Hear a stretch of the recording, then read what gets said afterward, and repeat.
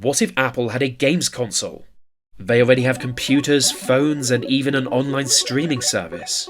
Video gaming seems like an obvious growth area. Well, not too long ago they actually released one, and it was a total disaster.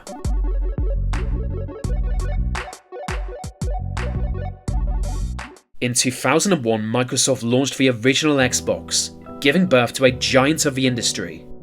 At the time, people questioned their decision to get into gaming. The business was notoriously difficult, with even some of the biggest gaming brands ending in failure. Yet there's a reason Microsoft launched the Xbox. They could see the market was growing rapidly, and if played right, they could grow with it. It was still a gamble, but one that paid off massively. Xbox now generates more than $18 billion a year for Microsoft, so it's no wonder Apple wants a piece of the gaming industry. And believe it or not, they actually launched their own console years before Microsoft. It was the early 1990s, and the personal computer market had grown bigger than ever before. Apple had grown with it, and were now entering what is known as their first golden age. And on the subject of technology, Apple Computer has claimed another victim. Their computers were getting less expensive, and all kinds of new experimental products were released. Apple had their own lines of digital cameras, CD players, and an online news service. Most failed, with their worst failure perhaps being a gaming console known as Pippin. We think that Pippin represents the next generation of a lot of the things that you'll be seeing from Apple. Now I know what you're thinking. That's a terrible name. And yes it is. But there was at least a story behind it. The name was drawn from the Newton Pippin, a relative of the Macintosh Apple, after which Mac computers are also named. It's still dumb. It's still a dumb name. But to be fair, a lot of big businesses have dumb names. Like Yahoo. Yahoo is barely even a word. But anyway, the concept behind Pippin was quite clever. Essentially, Apple would create the software, then license it to manufacturers, who would actually build the console. Building their own console would take Apple a long time to get into motion. Focusing solely on software was a much more realistic option, unless of course they wanted to spend years planning before getting anything to market. And so they got to work designing the motherboard. At first it was a fairly straightforward project, but then someone suggested the console be connected to the internet, so the entire design process had to be restarted.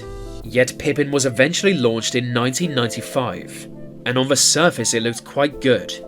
買ったその日にインターネットピピンアットマークでもそれだけじゃないワープロそう電子メールそうこのホームページ保存そう必要に応じてシステムアップバージョンアップパパ無理しないでねそうね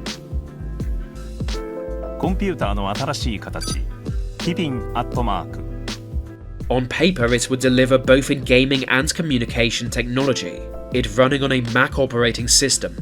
It came with a bundle of games and this sexy controller, which still somehow looks like a computer mouse.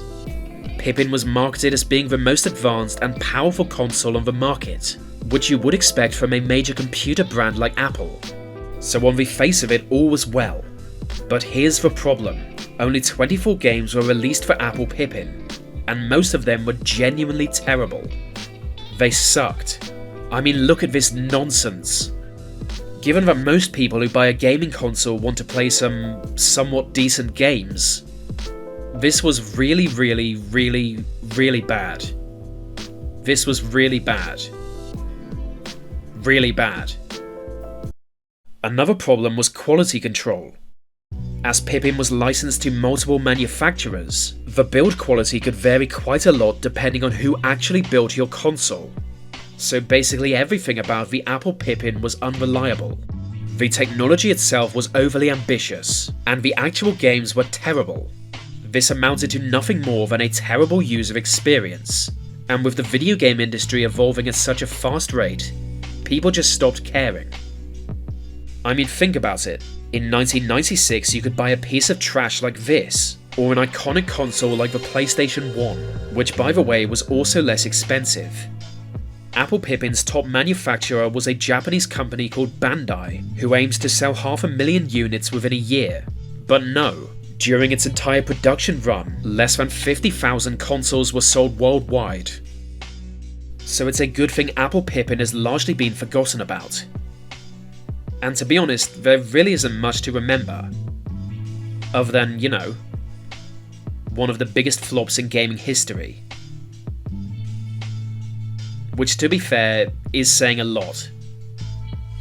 Apple Computer was also looking at the growing home market. They gave sneak previews of their new technology called Pippin. This is almost a throwback to the Commodore 64 days. The Pippin box connects to your TV set, allowing you to play CD-ROM games and access the internet without having to buy a full-fledged computer and monitor. You obviously don't have as much flexibility, but you still get a lot of the feature sets. So Pippin is an interesting example of a device that would let you, for $500, $600, run all of the Mac software on a television, and that kind of a hybrid device has potential. In fact, it's one that we think could actually propel Apple into a whole new level of computer users.